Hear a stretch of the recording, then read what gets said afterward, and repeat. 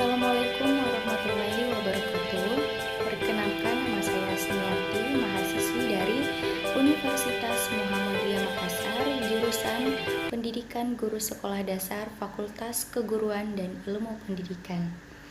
Alhamdulillah, pada kesempatan kali ini saya selaku mahasiswi dari jurusan Pendidikan Guru Sekolah Dasar kelas SD 3G ingin menjelaskan, memaparkan sebuah materi isi dari RPP saya yang telah saya buat, di mana RPP saya itu isinya mengenai mata pelajaran bahasa daerah atau pembelajaran bahasa Makassar.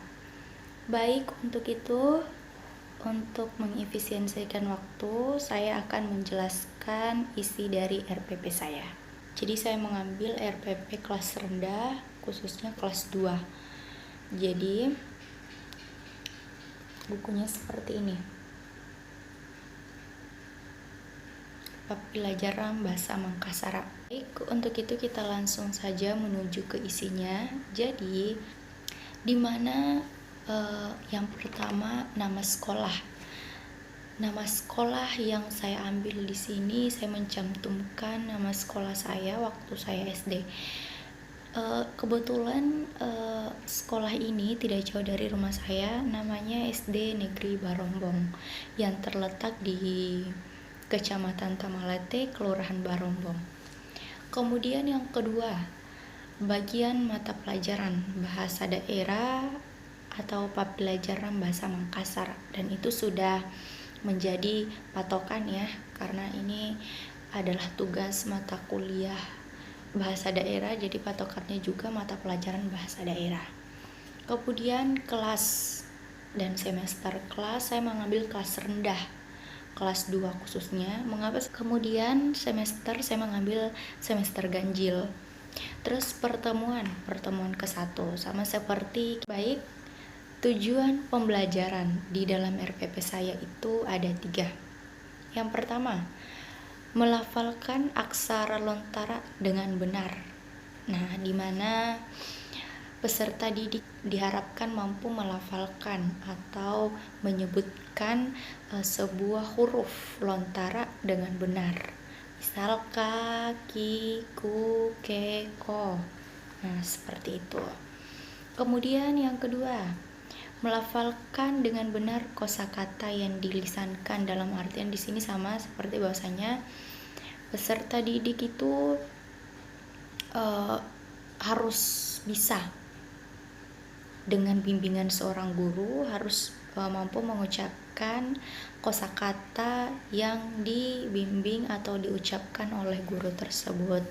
Misal kosakatanya itu kita ambil hewan ya, caca, kan bahasa Makassarnya caca, itu kan bahasa Indonesianya cicak. Jadi seperti itu. Kemudian yang ketiga, memahami makna kata yang dilisankan.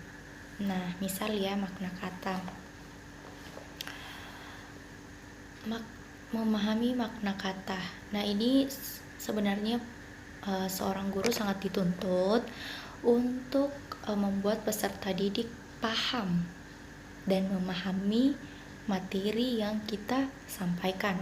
Baik, selanjutnya kita melangkah ke langkah-langkah pembelajaran, di mana pada tabel ini saya mengambil 3 kegiatan. Yang pertama pendahuluan, kegiatan inti, dan penutup. Adapun alat dan media, deskripsi kegiatannya. Nah, kita bahas satu-satu. Untuk pendahuluan itu deskripsi kegiatannya seperti mengucapkan salam, doa, memberikan motivasi. Nah, kemudian untuk alat dan medianya kita bisa menggunakan seperti mind map, audiovisual. Nah, ini tuh baiknya jika kita misal menyampaikan suatu materi dilengkapi dengan media. Misal medianya itu mind map, kita timbulkanlah hal-hal yang berbau, misal gambar sebuah hewan.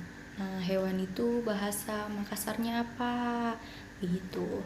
Kemudian audiovisual, mungkin kita bisa menggunakan semacam PPT kita bisa PPT itu kita jadikan video. Kemudian yang kedua, kegiatan inti.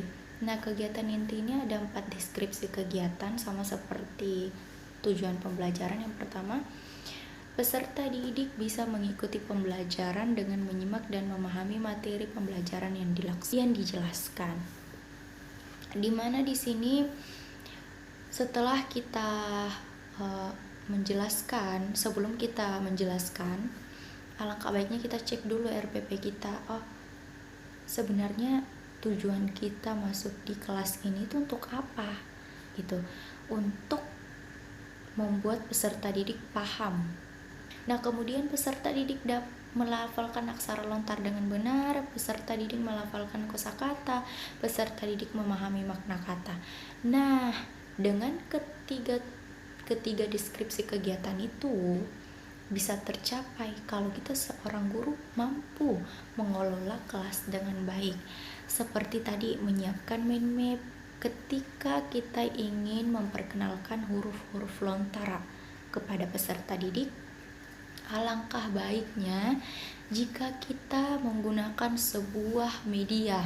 Nah, kemudian alat dan medianya di sini kita bisa menggunakan modul dengan bimbing. Modul itu acuan atau tolak ukur seorang guru. Oke, sekarang bagian ketiga, bagian penutup, dimana pada bagian ini seorang guru itu memberikan penilaian akhir.